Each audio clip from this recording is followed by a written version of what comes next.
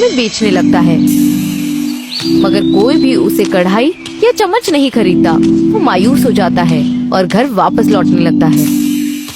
तभी उसे एक बुजुर्ग औरत नजर आती है जो विशाल को देखकर कहती है, बेटा, थोड़े गुमसुम और मायूस लग रहे हो।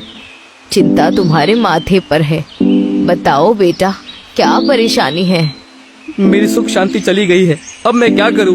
विशाल उस बुजुर्ग औरत को सारी बातें बताता है और वो बुजुर्ग औरत विशाल को अपने झोले में से एक कपड़ा निकाल कर देती है और कहती है, ये लो बेटा, ये लाल कपड़ा पकड़ो। इस कपड़े का अपना एक वजूद है। इसे अच्छे काम के लिए इस्तेमाल करना और गांव वालों की मदद करना। इसे जब तुम अपनी कढ़ाई पर रखोगे और निकालोगे तो ये तुम्हें कढ़ाई पर घर बना कर देगा। जी माता जी, आपका बहुत बहुत शुक्रिया। विशाल कढ़ाई और बुजुर्ग औरत का दिया हुआ लाल कपड़ा वापस घर ले आता है और अपनी बीवी को सब बताता है। अगर उस औरत की बात सच है तो हमें एक बार ये करके देखना चाहिए। तुम सही कह रही हो। विशाल और सुरेखा कढ़ाई लेकर घर के बाहर आते हैं। विशाल वो लाल कपड़ा कढ़ाई के ऊपर रखता है और वो लाल कपड़ा चमकने लगता है। जैसे ही विशाल लाल कपड़ा हटाता है, वैसे ही जादू से वहाँ कढ़ाई के अंदर घर आ जाता है। अरे वाह, ये तो सच में काम कर रहा है। ये तो सच में कढ़ाई में घर आ गया, भाग्यवान। अब हम पूरे कस्बे की मदद कर सकते हैं। हाँ, सही कहा। अब हमें अपने घर का किराया भरने की जरूरत नहीं पड़ेगी।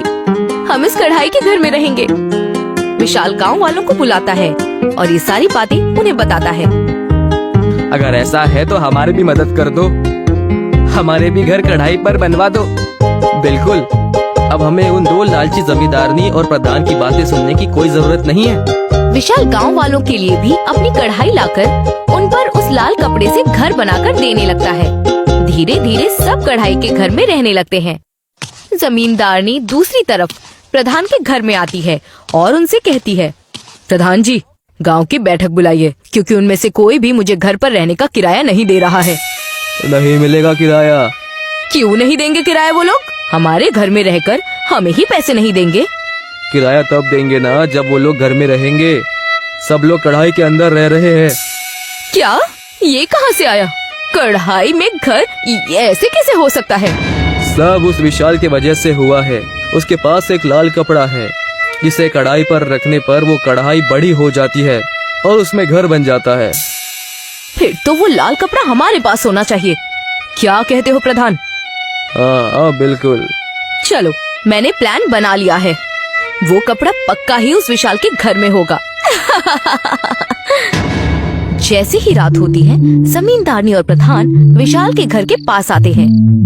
यहाँ तो हर जगह कढ़ाई के घर हैं। यहाँ पर सब लोग ऐसे ही जी रहे हैं जमींदारनी।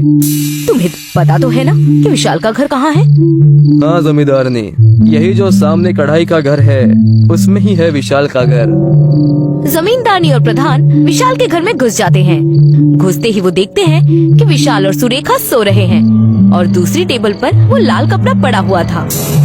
जमींदारनी उस कपड़े को उठा लेती है और प्रधान के साथ वहाँ से निकल जाती है। वो दोनों जमींदारनी के बर्तन के दुकान में जाने लगते हैं। बर्तन की दुकान के सामने आते ही जमींदारनी प्रधान से कहती है, यही वो लाल कपड़ा है जिससे विशाल कढ़ाई में घर बनाता होगा। हाँ, यही है जमींदारनी। चलो अपनी दुकान से हम इसका इस्तेमाल करके देखते हैं। फिर इस कढ़ाई घर को शहर में बेचकर खूब पैसे कमाएंगे हम लोग। जमींदारनी अपनी दुकान से कढ़ाई ले लेती है और प्रधान वो लाल कपड़ा उस कढ़ाई में रख देता है।